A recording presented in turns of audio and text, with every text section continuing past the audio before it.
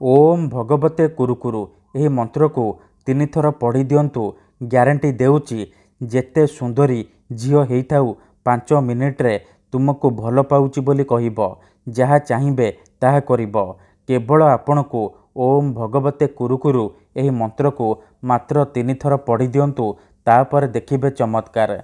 जदि आपण केउ झील बा विवाहिता महिला को मने मने भल पाउचंती, तार सुंदरता को देखी ताकू पटेइबाकू चाहूचंती, ताठारू मन चाहूथिबा काम हासिल करने चाहूचंती, तेबे आजी रातिरे शोइबा पूर्वरु ओम भगवते कुरुकुरु यह मंत्र को 3 थर पढ़ी दिंतु। ग्यारंटी देउची जेउ झील बा महिला पई यह मंत्र को पढ़ीदेवे सी आपणक पाखक आसवा बाध्य हेबो। जहा चाहिए ताहा करिबो। यही वशीकरण मंत्र एते शक्तिशाली कि से झील बा महिला आपणक आड़को आकर्षित हेबाकू लागिबो। आपणक पाखक आसवा बाध्य हेबो। आपणको न देखि रही परिबनी। नमस्कार फ्रेंड्स, आमर चैनल को आपण मानकु स्वागत।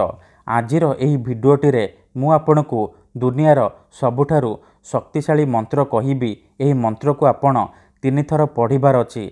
तापर देखिबे किपरि से झील निजे आसी आपणक सहित कथा हेबो, आपणको भल पाउची बोली कहिबो। जेउ विवाहिता नारी बा पड़िशा घर भाउज को आपण दिन राति भाबुचंती, सीए राति दिन आपणको फोन करिबो, घर को डाकिबो, जहा चाहिए ताहा करिबो। एही वशीकरण विधि केउ भी पुओ बा झील अति सहजरे करि परिबे। निज प्रेम को पाइबा पई, निज प्रेम को हासिल करिबा पई एही वशीकरण प्रयोग करि परिबे। केउ भी कुंवारी झील बा विवाहिता महिला को पटेइबा पई एही वशीकरण प्रयोग करि परिबे। एही मंत्र एते शक्तिशाली कि जे भी एहाको पाठ करिछि सफल होइछि। वर्ष वर्ष धरी भांगी जाइतिबा पुराना प्रेम को फेराई आनी पारिछि। केउ भी कुंवारी झील बा पड़िशा घर भाउज को निज बसरे करी ताठारू निजर मन चाहूथिबा काम हासिल करि परिछि। केवल आपणको रातिरे शोइबा पूर्वरु ओम भगवते कुरुकुरु यही मंत्र को मात्र 3 थर पढ़िबार अछि। तापर देखिबे चमत्कार किपरि सेही समय ठारू से झील बा नारी आपणक बसरे हे जिवो, आपणकर गुलामी करिवो, आपणक पाखक आसीबा पई बाध्य हेबो। जदि से झील आपणको धोखा देइछि, आपणक नंबर ब्लॉक करि देइछि, अन्य काहा सहित कथा हेउछि, अन्य काहाको भल पाउछि, तेबे मो कथा मानी मात्र गोटे थर आजी रातिरे शोइबा पूर्वरु ओम भगवते कुरुकुरु यही मंत्र को 3 थर पढ़ी दिंतु। ग्यारंटी देउची से झील जेते दूर थिले मध्य राति दिन आपणक कथा भाबिबो, निजे आसीबो, आपणकर पाद तले पड़िबो, आपणको भल पाउची बोली कहिबो। आपणक प्रेम रे एमिति दीवानी हेजिबो कि आपणको छाड़ी रही परिबनी। एही वशीकरण साहाय्य हजार हजार लोक माने लाभवान होइचंती। आपण भी मात्र गोटे थर मो कथा मानी एही वशीकरण करिकी देखंतु। ग्यारंटी देउची जेउ झील बा नारी उपरे एही वशीकरण गोटे थर प्रयोग करिदेबे सीए आपणकर बसरे हे जिवो। जहा चाहिए ताहा करिवो, कोनोसी प्रकार बाधा देब नाही। तेबे एही वशीकरण आपण किपरि करिवे, केमिति करिवे, मु आपणको सिखेइबी। जानिबा पई भिडियोटी को पूरा देखिबे। अधारू छाड़िकी पळेइले किंबा काटी काटी देखिले आपण किछि भी बुझी परिबेनी। परे कहिबे गुरुजी आपणकर वशीकरण काम करूनी। देखंतु जेउपरि आपण भगवान को मानुचंती, भगवान को उपरे विश्वास रखिचंती, निजर सबु दुख कष्ट असुविधा भगवान को जणाउचंती, जदि से असुविधार समाधान न हैला तार माने नुह कि भगवान नाहांती। सेहीपरि मंत्र तंत्र हुए, वशीकरण काम करे, किंतु एहाको आपणको सिद्ध करबाकू पड़िबो। प्रयोग विधि को ठीक भाबरे करबाकू पड़िबो। मु आपणको जेमिति सिखेइबी आपणको ठीक सेहीपरि करबाकू पड़िबो।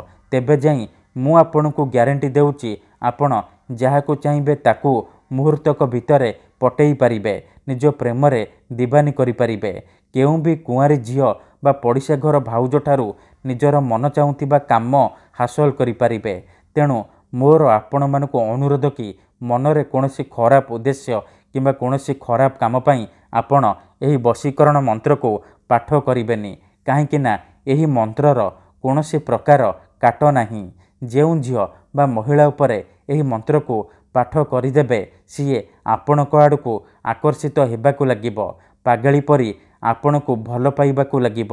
ଆପଣଙ୍କୁ ଛାଡ଼ି ରହିପାରିବନି।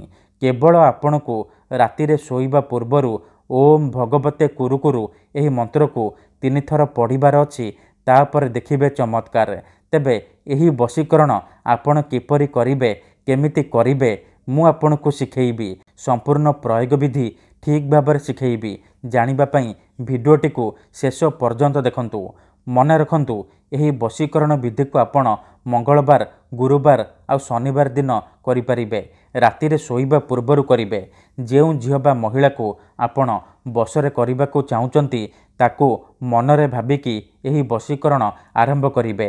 ବିଧିଟି କରିବା ପୂର୍ବରୁ ଭଲ ଭାବରେ ହାତ ଗୋଡ଼ ଧୋଇକି ସଫା ବସ୍ତ୍ର ପିନ୍ଧିକି ଏହି ବଶୀକରଣ ଆରମ୍ଭ କରିବେ। ନିଜ ବିଛଣାରେ ବସିକି ଆପଣ ଏହି ବଶୀକରଣ ଆରମ୍ଭ କରିବେ। ପ୍ରଥମେ ଆପଣ କ'ଣ କରିବେ, ଆଖି ବନ୍ଦ କରିକି ସେଇ ଝିଅ ବା ବିବାହିତା ମହିଳାକୁ ମନେ ମନେ ଭାବିବେ। ତାହାର ମୁହଁକୁ ନିଜ ମନରେ ଭାବିବେ। ତାପରେ 5 ଥର ସେଇ ଝିଅ ବା ମହିଳାର ନାମ କହିବେ।